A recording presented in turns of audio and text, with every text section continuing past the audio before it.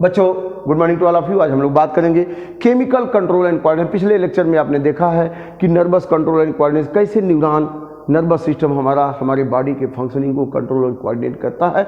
अभी हम लोग बात करेंगे केमिकल माने hormone secreted from the endocrine gland, how they are playing important role in control and coordination of the body physiology, functioning of the body organs. तो chemical control, chemical control and coordination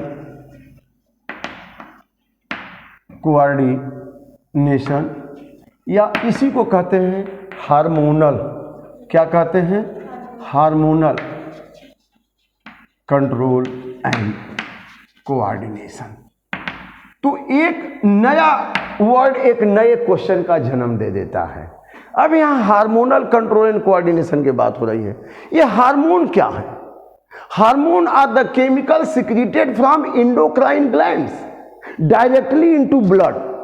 endocrine glands कौन है? The endocrine gland are ductless, they secrete secretion directly into blood and through blood circulation is passes all over the body। और पूरे body में जाएगा, लेकिन केवल वही काम करेगा जहां के लिए उसके टारगेट सेल होंगे।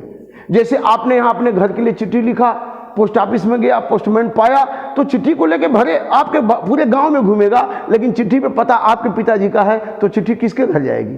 आपका दरवाजा खटखटाएगा, आपके घर के लोगों से बात करेगा, उनको देगा ना, गांव में किसी को देके चला जाएगा, घूमेगा भले पूरे गांव, लेकिन आपके घर देगा। ठीक वैसे ही यहां पे जो हार्मोन निकला वो जिस ऑर्गन को रेगुलेट करना है वहां पे उसके लिए टारगेट सेल है। ब्लड में आएगा तो ब्लड तो पूरे बॉडी में ही जाएगा ना, लेकिन कहीं पे वो एक्शन नहीं करेगा। कहां करेगा? जहां उसके लिए टारगेट सेल है। That is clear? समझ में आ गया? तो हार्मोन आर द केमिकल, ध्यान से सुन लीजिए, हाँ, hormone are the chemical secreted by endocrine glands, secreted by endocrine glands. किसके द्वारा सिक्रीट होते हैं? Endocrine glands directly into blood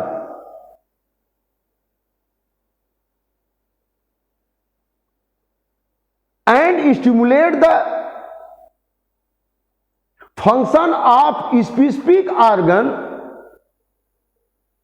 stimulate the function of specific organ where target cell is present for this hormone, where target cell, उसको receive करने वाला कोई चाहिए ना, target cell present for this hormone. पूरे बॉडी में घूमेगा, कोई लेना देना नहीं है। अब जैसे इंसुलिन पैंक्रियाज के बीटा सेल से निकला तो ब्लड में आया, तो उसको क्या पता है सीधे हम लीवर में पहुंचेंगे, जाएगा हर जगह, लेकिन लीवर में जाके वहां पे उसके टारगेट सेल हैं, वहां पे उनको स्टिमुलेट करेगा, तब लीवर सेल में ग्लूकोज किस में बदलेगा? ग्लाइकोजन में। समझ में आ गया कि नहीं? तो ये हार्मोन है। ये बच्चों कहां से निकलते हैं? एंडोक्राइन ग्लैंड से। एंडोक्राइन ग्लैंड किसको कहेंगे? The gland which secrete hormone directly into blood and it is ductless. ये ग्लैंड कैसी होती है बच्चों? डक्टलेस। इसमें डक्ट नहीं होने वाली है, सैलिवा ग्लैंड से सलाइवा डक्ट से होकर बकल कैविटी में आएगा, है ना। लेकिन पिट्यूटरी ग्लैंड से हार्मोन वो ब्लड में आएंगे, ब्लड से अलग अलग ऑर्गन में जाएंगे। तो अब कौन कौन से एंडोक्राइन ग्लैंड हो सकते हैं? अब देखिए, यहां पे जो हमारे ब्रेन का हाइपोथैलेमस है वो भी एंडोक्राइन ग्लैंड का काम करता है, क्योंकि पिट्यूटरी ग्लैंड को स्टिमुलेट करता है। Hypothalamus of the brain. इसके अलावा कौन है? Pituitary gland. ये भी ब्रेन में ही है, लेकिन ये किससे लगी हुई है देख रहे हैं? हाइपोथैलेमस ऑफ द ब्रेन से लगी हुई है ना, लगी हुई है। तो ये भी ब्रेन के में ही है, लेकिन हाइपोथैलेमस ऑफ द ब्रेन से लगी हुई है। पिट्यूटरी ग्लैंड पूरे बॉडी के ग्लैंड को कंट्रोल करता है, इसीलिए उसको मास्टर ऑफ एंडोक्राइन सिस्टम कहते हैं। पिट्यूटरी ग्लैंड को क्या कहते हैं? Master of endocrine system. लेकिन वो खुद किससे कंट्रोल है? खुद हाइपोथैलेमस से कंट्रोल है। ठीक है ना। अब पिट्यूटरी ग्लैंड के अलावा कौन सी ग्लैंड है? पीनियल ग्लैंड भी है, हमारे ब्रेन में ही पीनियल ग्लैंड है, और इसको कहते हैं मास्टर ग्लैंड। इसको क्या कहते हैं? Master gland. तो पिट्यूटरी ग्लैंड से तो बहुत सारे हार्मोन निकलते हैं और इस हाइपोथैलेमस से ट्रॉपिक हार्मोन निकलता है। हाइपोथैलेमस किसको स्टिमुलेट करता है? पिट्यूटरी ग्लैंड को, इसीलिए उसको कहते हैं ट्रॉपिक हार्मोन। और पिट्यूटरी ग्लैंड से अगर हम पिट्यूटरी, जैसे ब्रेन है हमारा, ये पिट्यूटरी ग्लैंड को देखें, है ना, तो यहाँ पे इसके 3 पार्ट हैं। क्या है? 3 पार्ट है। ये हमारा हाइपोथैलेमस हो गया, ये क्या हो गया? हाइपोथैलेमस। और ये हमारा एंटीरियर लोब हो गया, पोस्टीरियर लोब हो गया। और यहाँ पे ट्रॉपिक हार्मोन निकलते हैं और ट्रॉपिक हार्मोन जब आएंगे यहाँ पिट्यूटरी ग्लैंड में, तो ये जो है यहाँ पे पिट्यूटरी ग्लैंड से GH माने ग्रोथ हार्मोन निकलेगा, है ना, बस सुनते जाइए, है ना। GH माने ग्रोथ हार्मोन। कौन सा हार्मोन? और यह बॉडी के ग्रोथ को मेंटेन करता है। अगर किसी बच्चे में ग्रोथ हार्मोन की कमी हो गई तो एकदम ड्वार्फ हो जाएगा। देखते हैं सर्कस में छोटे छोटे, तो उसमें जो है ड्वार्फिज्म हो जाएगा। और किसी में ये हार्मोन ज़्यादा निकल गया तो जाइंटिज्म हो जाएगा, बहुत बड़ा भीमकाय। खली को देखा है? खली GH हार्मोन ज़्यादा निकला होगा, तो जब GH हार्मोन ज़्यादा निकलेगा तो भीमकाय हो जाएगा, उसको जाइंटिज्म कहेंगे, है ना। माने excess secretion of growth hormone causes gigantism and less secretion of growth hormone causes dwarfism, है ना, बौना हो जाएगा। लेकिन दिमाग तेज रहेगा, लेकिन वो बौना रहेगा। तो ये GH हार्मोन हो गया। इसके अलावा यहां से ट्रॉपिक हार्मोन आया तो यहां से निकलेगा FSH, इसको कहते हैं फॉलिकुलर स्टिमुलेटिंग हार्मोन। तो फॉलिकुलर स्टिमुलेटिंग हार्मोन ये प्यूबर्टी स्टेज में निकलता है, मेल और फीमेल में, 12-13 साल की अवस्था में। तो फीमेल में ही ऐसे ही यही फॉलिकुलर स्टिमुलेटिंग हार्मोन फीमेल में जब निकलेगा तो उनमें भी सेकेंडरी सेक्सुअल कैरेक्टर डेवलप होंगे, उनमें भी धीरे धीरे ओव्यूलेशन शुरू होगा, मेंस्ट्रुएशन शुरू हो जाएगा। और इसके बाद जो है बहुत सारे जो चेंजेज आएंगे वो सही में आने लगते हैं, सही के बाहर भी चेंजेज आने लगते हैं। ये सब जो है किसकी वजह से होता है? FSH की। और यहाँ पे एक और हार्मोन निकलता है LH हार्मोन, ल्यूटिनाइजिंग हार्मोन। तो पहले LH निकलेगा तो FSH निकलेगा। पहले कौन निकलेगा बच्चों? FSH निकल करके, अब यहाँ पे मैंने बताया था ना जब रिप्रोडक्शन पढ़ाया था कि the female child when developing in her mother womb about 60 to 70,000 the immature follicle present in each ovary. और जो जन्म लेने के बाद प्यूबर्टी का स्टेज आएगा तो इमैच्योर फॉलिकल इसी FSH हार्मोन की वजह से एक एक करके एक एक महीने में ग्रो होगा और मैच्योर फॉलिकल और ग्राइफियन फॉलिकल में बदलेगा। और जब ग्राइफियन फॉलिकल में बदलेगा तो यहाँ से फिर LH हार्मोन आकर के ये क्या करता है? ओवम को रिलीज करा देगा, ओव्यूलेशन हो जाएगा और फिर यहाँ ब्लड फिल्ड होकर कार्पस ल्यूटियम बन जाएगा। ठीक है ना। तो LH क्या करता है? Stimulates ovulation. ये ओव्यूलेशन कराता है किसमें? ओवरी में। तो यह जो है यह है। और इसके बाद यहां पे एक और हार्मोन आता है TSH, थायराइड स्टिमुलेटिंग हार्मोन। ये थायराइड स्टिमुलेटिंग हार्मोन ब्लड से होकर पिट्यूटरी ग्लैंड से आएगा और ब्लड में होकर के आएगा, थायराइड ग्लैंड को स्टिमुलेट करेगा। ठीक है ना। तो थायराइड ग्लैंड क्या निकालेगा? थायरॉक्सिन निकालेगा। अगर यहां से TSH नहीं आएगा तो स्टिमुलेट नहीं होगा। कभी कभी क्या होता है कि थायराइड ग्लैंड में ये आकर के स्टिमुलेट किया कि थायरॉक्सिन निकाले, लेकिन थायरॉक्सिन बनने के लिए आयोडीन चाहिए। थायरॉक्सिन को ट्राई आयोडोथायरोनिन और टेट्रा आयोडोथायरोनिन कहते हैं। तो अगर आयोडीन ही नहीं है, इंसान आयोडीन ले ही नहीं रहा है, तो फिर क्या होगा? अब थायरॉक्सिन तो बन नहीं रहा है, तो ये तो बार बार स्टिमुलेट करेगा, TSH देगा कि भाई थायरॉक्सिन बनाओ। अब इसके पास आयोडीन है ही नहीं है, तो ये एक्टिवेट होकर के अपने ही स्वेलअप होने लगता है। आयोडीन की कमी हो जाएगी तो बड़ा हो जाता है, घेंगा हो जाता है। तो आयोडीन की कमी से क्या हो जाता है? घेंगा।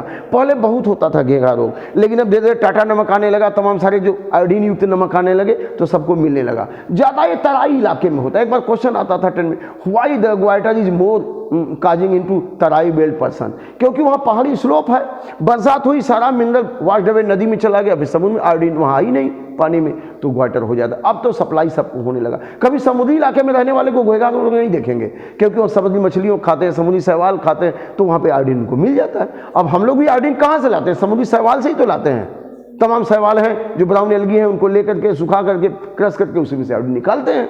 तो यहाँ पे लेमिनेरिया वगैरह, तो यहाँ पे आयोडीन की कमी से क्या हो जाएगा? स्वेलअप हो जाएगा, घेंगा हो जाएगा। लेकिन वही थायरॉक्सिन अगर यहाँ बना, और थायरॉक्सिन कौन? थायराइड ग्लैंड क्या निकालेगा बच्चों? Thyroxine hormone. अब ये थायरॉक्सिन हार्मोन ये थायरॉक्सिन हार्मोन जब निकलेगा तो शरीर के मेटाबॉलिज्म को तेज करेगा, ग्रोथ प्रॉपर बॉडी का होगा। अगर कोई शिशु अपने माँ के शरीर में डेवलप हो रहा है, माँ को आयोडीन नहीं मिला तो थायरॉक्सिन नहीं बनेगा, बच्चे को आयोडीन की कमी हो जाएगी, उसका ब्रेन कम डेवलप होता है, बॉडी कम डेवलप होगा, और जन्म लेने के बाद वो मेंटली ड्वार्फ और फिजिकली ड्वार्फ, वहाँ पे जीएच की कमी से तो बॉडी ड्वार्फ हो रहा था, यहाँ मेंटली और फिजिकली दोनों ड्वार्फ हो जाए, उसको क्रिटिनिज्म कहेंगे। क्या कहेंगे? क्रिटिनिज्म कहेंगे। तो अगर आयोडीन की कमी हो गई तो ये तो इंसान में ग्वाइटर हो जाएगा और बच्चों में क्या हो जाएगा? क्रिटिनिज्म। क्या हो जाएगा? क्रिटिनिज्म। अब यह थायराइड ग्लैंड से एक और हार्मोन निकलता है, उसका नाम है थायरोकैल्सिटोनिन। क्या नाम है? थायरोकैल्सिटोनिन। अब यह थायरोकैल्सिटोनिन क्या करता है? थायराइड ग्लैंड से निकल करके, यह थायराइड ग्लैंड से निकल करके यह जो है क्या होता है कि जैसे आप कैल्शियम ब्लड में, दूध ले रहे हैं, भोजन ले रहे हैं, कैल्शियम ब्लड में आया तो कैल्शियम को बोन में डिपॉजिट कराता है ताकि बोन खूब मजबूत हो जाए। अगर इसकी कमी हो गई तो बोन क्या हो जाएगी? कमजोर, क्योंकि कैल्शियम उसमें डिपॉजिट नहीं होगा। समझ में आ रहा है ना? तो इसके अलावा यहाँ पे इसी थायराइड ग्लैंड पे पैराथायराइड हार्मोन भी होता है। जैसे यह ट्रैकिया के ऊपर है ना, घंटी तो लग गई, ट्रैकिया के ऊपर है और यहाँ पे पैराथायराइड है, तो पैराथायराइड ग्लैंड से एक और हार्मोन निकलता है पैराथार्मोन। पैराथायरॉयड ग्लैंड से क्या निकलता है? पैराथार्मोन। क्या निकलता है? पैराथार्मोन। तो यह पैराथार्मोन यह थायरोकैल्सिटोनिन के उल्टा है। थायरोकैल्सिटोनिन क्या करता है? बोन में ब्लड में से जो कैल्शियम है बोन में डिपॉजिट कराता है। कैल्शियम को कहाँ डिपॉजिट कराता है? बोन में। लेकिन कुछ कैल्शियम हमारे मसल के कॉन्ट्रैक्शन के लिए चाहिए, नर्वस ट्रांसमिशन के लिए चाहिए, नहीं रहेगा तो मसल कांटेक्ट नहीं होगा। तो अगर कोई व्यक्ति कैल्शियम खा ही नहीं रहा है, भोजन में ले ही नहीं रहा है, अगर उसके ब्लड में कैल्शियम की कमी है तो ये क्या करता है? पैराथार्मोन बोन में से कैल्शियम को कहाँ ला देता है? ब्लड में। तो माने ये किसका उल्टा है? थायरोकैल्सिटोनिन का उल्टा है ना। थायरोकैल्सिटोनिन ब्लड में से बोन में ले जा रहा था और ये क्या करता है? बोन में से ब्लड में। कब निकलेगा? जब भोजन में कैल्शियम की कमी है, तब यह निकलेगा। ठीक है ना? हड्डियां फिर कमजोर होने लगेंगी। इसीलिए प्रॉपर कैल्शियम भोजन में होना चाहिए, मिल्क लेकर के चाहे जैसे भोजन से। अब इसके बाद यहां पे सारे हार्मोन किससे निकल रहे हैं? पिट्यूटरी ग्लैंड से निकल रहे हैं। अब यहाँ पे जो इंटरमीडिएट लोब है इससे एक हार्मोन निकलता है, ये message melanocyte stimulating hormone. Melanocyte stimulating hormone pigmentation, कुछ ऐसे एनिमल हैं जो अपना कलर बॉडी का चेंज, जैसे गिरगिट है ना, मेढक है, तो इनमें ज़्यादा निकलता है, वो डरते हैं, डर लगता है। पिट्यूटरी ग्लैंड से स्टिमुलेशन मिलेगा, निकलेगा, पूरे स्किन में मेलानोफोर्स स्प्रेड हो जाएंगे और कलर चेंज हो जाएगा। हम लोगों में भी मेलानोसाइट मैसेज हार्मोन यह जो है हमारे स्किन के पिगमेंटेशन को रेगुलेट करता है। नहीं, हम लोग रंग नहीं बदलेंगे क्योंकि हमारे पास इतना ब्रेन है कि हम अपने आप को छिपा लेते हैं, अपने आप को बचा लेते हैं। ठीक है ना? तो वो लेस डेवलप्ड ऑर्गेनिज्म है ना, तो इसलिए तो हम लोगों में अलग है। जैसे बहुत धूप में रह रहा है, कोई विषुवत रेखा पे रह रहा है, उसका डार्क कलर है, तो ये मेलेटोनिन ज़्यादा बनेंगे, मेलानोसाइट्स ज़्यादा स्प्रेड होंगे और पिगमेंटेशन हो ही जाए। आज जो बिल्कुल पोलर रीजन में रह रहे हैं या ब्रिटेन में देखिए, वो लोग एकदम लाइट कलर है। अब इसके बाद जो है, हाँ, ये थाइमस ग्लैंड हार्ट के पास होता है। थाइमस ग्लैंड से थाइमोसिन हार्मोन निकलता है। कौन सा हार्मोन? थाइमोसिन। यह थाइमोसिन हार्मोन हमारे इम्यूनिटी को बढ़ाता है, हमारे ब्लड सेल को बनाता है, इम्यूनिटी को बढ़ाता है। ये इम्यून सिस्टम को क्या करता है? मजबूत करता है। बी सेल, टी सेल जो है इसमें ज़्यादा स्पेशलाइज होते हैं, है ना, और वो जो है बैक्टीरिया को, पैथोजन को खत्म करने के लिए। तो थाइमोसिन हार्मोन थाइमस ग्लैंड का इम्यूनिटी को मेंटेन करता है। पैंक्रियाज है, पैंक्रियाज के बीटा सेल से क्या निकलेगा? यहाँ पे पैंक्रियाज कहाँ है? ड्यूोडेनम से लगा हुआ है। इसमें अल्फा सेल और बीटा सेल है। तो बीटा सेल से इंसुलिन निकलेगा। इंसुलिन क्या करेगा? ग्लूकोज को ग्लाइकोजन में बदल देगा। और अल्फा सेल से क्या निकलेगा? ग्लूकेगान। और ग्लूकेगान क्या करेगा? ग्लाइकोजन को ग्लूकोज में बदलेगा लीवर सेल में। अब यहाँ पे ओवरी है, ओवरी से एट प्यूबर्टी, यही एफएसएच की उपस्थिति में जब मैच्योर होगा फॉलिकल, एलएच की वजह से ओव्यूलेशन हुआ तो कार्पस ल्यूटियम बन जाएगा और प्रोजेस्टेरॉन निकालेगा। तो ओवरी से कौन हार्मोन निकलेगा? प्रोजेस्टेरॉन और एस्ट्रोजन। और क्या निकलेगा? एस्ट्रोजन। और टेस्टिस से क्या निकलेगा?